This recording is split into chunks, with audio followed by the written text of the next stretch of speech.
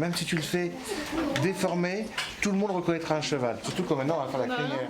Effervescence ce jeudi dans la classe de 5e primaire de Madame de Pagne. Au tableau ce matin, un professeur pour le moins inédit, en la personne du dessinateur français Philippe Larbier, venu partager avec ses 30 élèves ses talents d'auteur de bande dessinée. Si vous faites un renard, vous faites les yeux comme ça. Si vous êtes un loup, vous avez déjà vu des loups en vrai?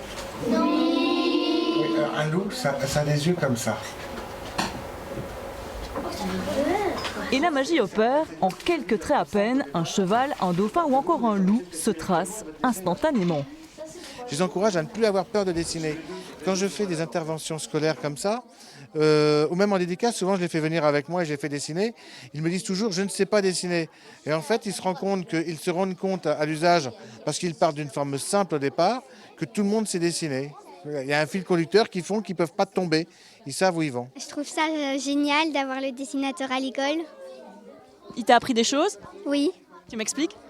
Je me sentais pas capable de faire une tête de cheval ou un dauphin et j'ai réussi.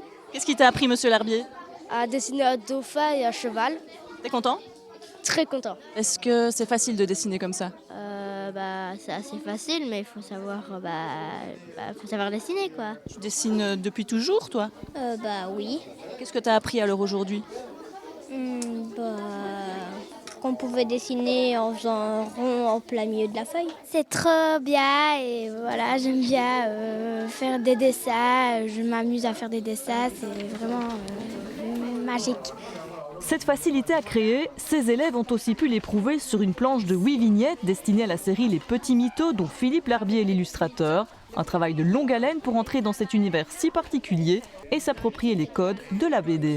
Là où moi j'étais un peu inquiète, c'était va-t-on parvenir à trouver une idée qui tient la route avec une chute, avec un gag qui fera rire.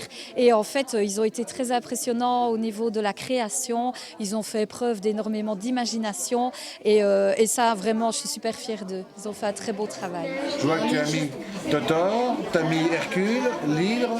Je suis surpris par leur investissement et le plaisir qu'ils ont eu à le faire. Sur la qualité elle-même, je n'ai pas spécialement d'avis parce que je ne sais pas qui a fait quoi ou comment ça s'est passé.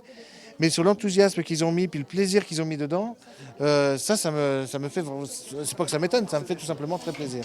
Un enthousiasme que vous pourrez partager en découvrant le 11e tome des Petits Mythos, puisque ce gag sur le thème du développement durable y figurera assurément en bonne place. En fait, il y a Totor qui dit quelle bonne idée, parce que il trouve que c'est une bonne idée de ramasser les déchets.